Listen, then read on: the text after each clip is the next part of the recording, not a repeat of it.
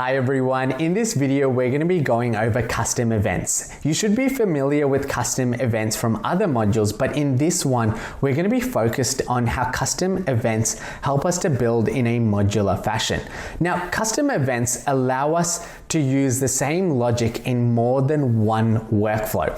What custom events allow us to do is to build a set of workflows in one place and then reference it throughout our page or our application. Let's dive into an example. So we're sitting here on a marketplace application where there's buyers on one side and sellers on the other side. And I'm on the checkout page where a buyer can go through the process of purchasing an item. And what I want to do is I actually want to set up a custom event for the payment flow. And once I've set up this custom event, I'll go into how this is helping us to build in a more modular way. So on this pay now workflow, what you can see here is we have these steps of charging the current user, and then we make changes to the order. And what I want to do is I want to take these two steps over here and create a custom event. So what I'm going to do is I'm going to create a custom event and I will call this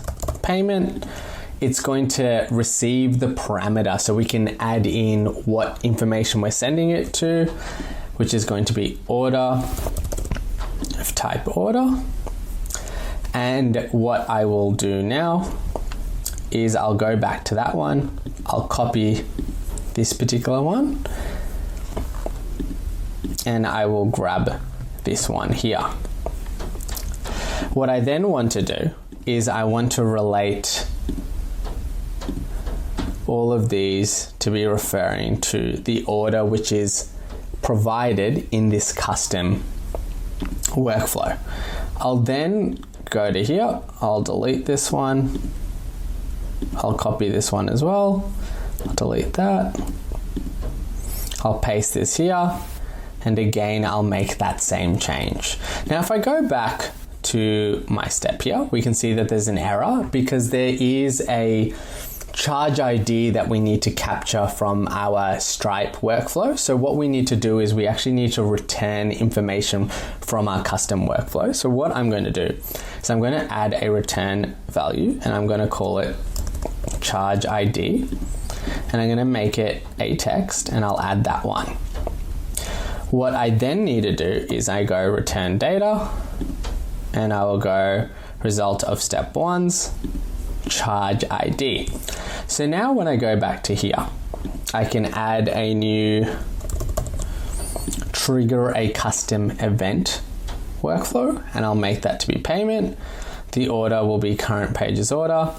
I'll move this step over here and I'll go result of step 2 charge ID. So you can refer to the data which is being returned from that custom event.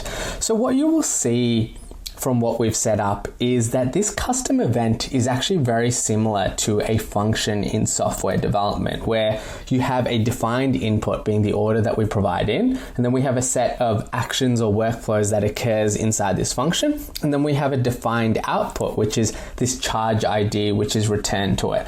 And much like functions, we use custom events when we have a workflow which might be triggered from multiple places or it has some complexity associated with it, like 2 or more actions or even a single action that's not super straightforward and might be changed. And it's a really great example of modular building because we don't need to repeat ourselves, because what we can actually do is we can reference this custom workflow from multiple places on this page or even from multiple pages. So what I actually want to show you now is how we can refer to this custom workflow on multiple pages. So what I'm going to do is I'm going to copy this one.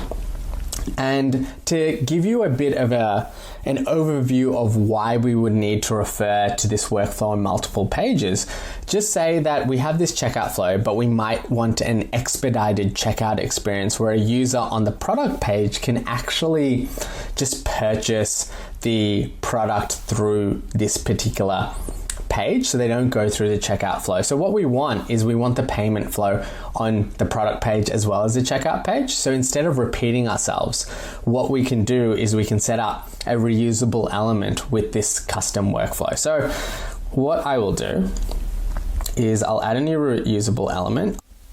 I'll call it payment flow and I'll create. What I will then do is I'll go to my layout. I'll change this one to fixed. I'll change the width to 20, the height to 20 as well. And I will change the appearance here to be 0 radius transparent group. And I'll jump over to my workflow tab and I'll paste this one here. I'll remove the copy. And now if I go back to my checkout page, what I can actually do is I can find my payment flow reusable element, just drop it in the page, collapse it when it's hidden, make sure that it's hidden on page load. And then in my workflow, I can go trigger custom event from reusable element, and I'll go payment flow. The order is going to be the current page order. I'll delete this step.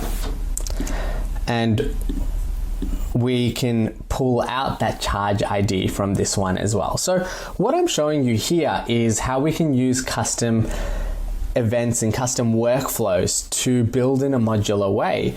And then what we can also do is we can add these custom workflows inside of reusable elements and then drop those reusable elements on our page so that we can access the custom workflow from multiple pages. And that's really useful for us in building in a modular way as we don't repeat ourselves. So now on the product page, I don't need to rebuild this custom payment workflow. And on top of that, if I ever need to make changes to my payment workflow, all I need to do is make those changes in one place, which is in that reusable element, making this much easier for me to maintain.